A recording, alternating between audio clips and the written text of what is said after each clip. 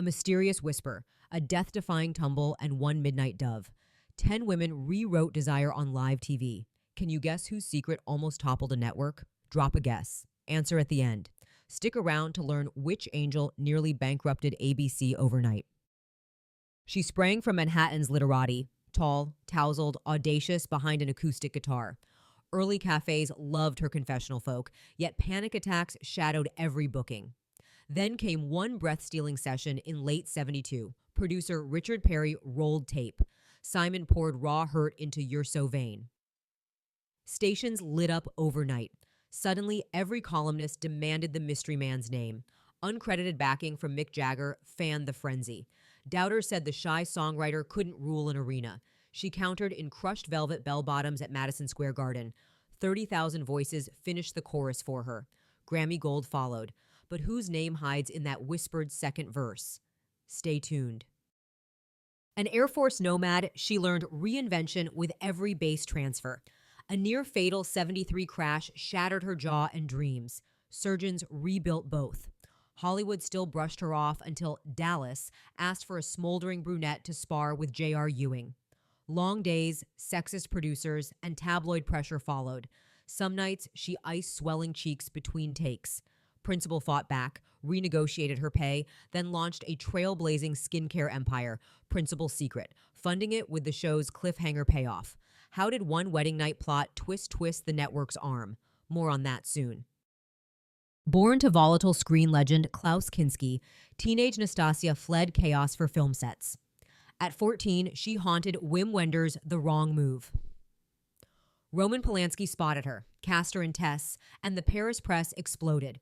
Some rumors still swirl, sources suggest.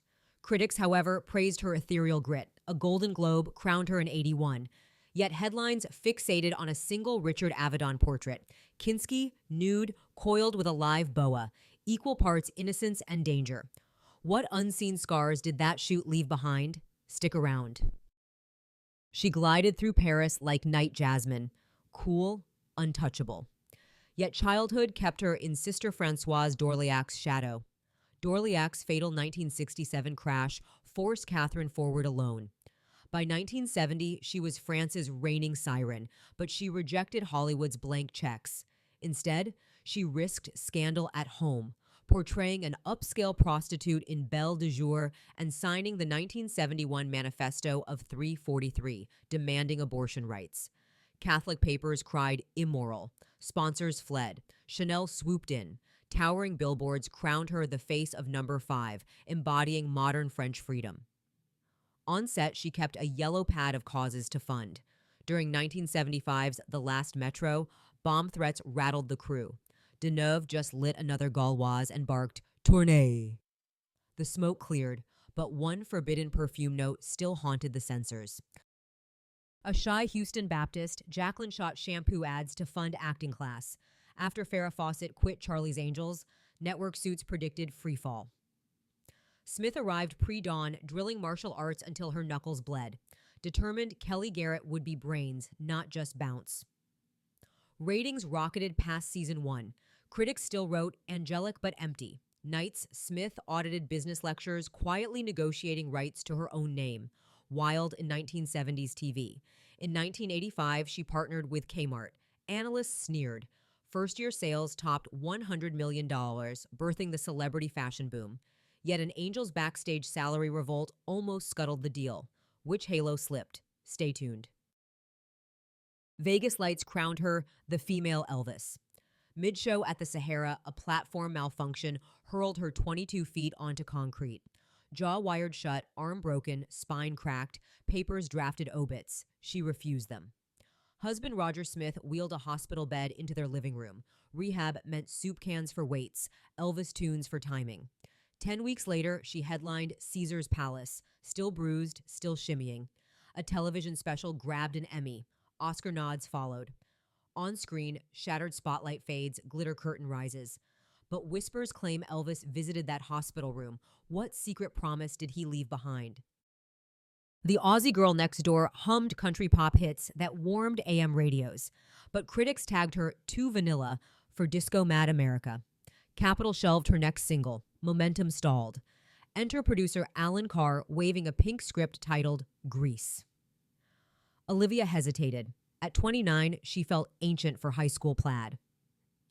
She demanded a screen test with Travolta under blazing Malibu sun. Studio suits watched. She nailed Hopelessly Devoted in one trembling take. Cinema history pivoted. The film grossed over $366 million, topping 1978's box office. 4 soundtrack songs stormed Billboard. Sandy's Black Leather sparked millions of DIY makeovers. Newton-John flipped Vanilla into platinum and became the CMA's first female foreign vocalist of the year. Yet Travolta still keeps a sealed letter she wrote that summer, What Nostalgia Hides Inside. By 43, cinema's Mediterranean goddess faced a brutal industry math. Men age, women disappear. She refused. Choosing Eder Scola's low-budget A Special Day, she stripped away glamour. No lipstick, just wartime ration coupons and loneliness opposite Marcello Mastroianni. Critics gasped. Cannes rose in ovation 11 minutes long. Awards piled up, including a David DiDonatello and Golden Globe nomination. Yet Italian tax agents circled offshore accounts, threatening 18 months behind bars. Paparazzi camped outside her villa. Headlines screamed, Sophia in shackles. Loren chartered a jet, filmed perfume ads to cover fees, and quietly settled. Months later, her passport and legend remained intact, but rumor claims a secret Vatican meeting tipped the scales. Truth or grand illusion? Born Lolita in Camden, she tap danced on Philadelphia sidewalks for spare change. Sammy Davis Jr. spotted her in Golden Boy, christened her his protege. Broadway reviews glowed, but networks doubted a black headliner could sell prime time. Falana answered with a blinding smile and 600 hours of rehearsal for the Lola Falana show. Vegas casinos still balked until the Aladdin gambled $100,000 a week on her review. That contract crowned her the strip's highest-paid woman, eclipsing Sinatra's numbers. She choreographed every step, stitching costumes with rhinestones bought on credit. Audiences roared. Critics coined the First Lady of Las Vegas. One late-night call in '77 spooked her entourage and canceled 2 shows. Who was on the other end? She drifted into Fleetwood Mac wearing chiffon and moonstone, but studio walls soon echoed heartbreak.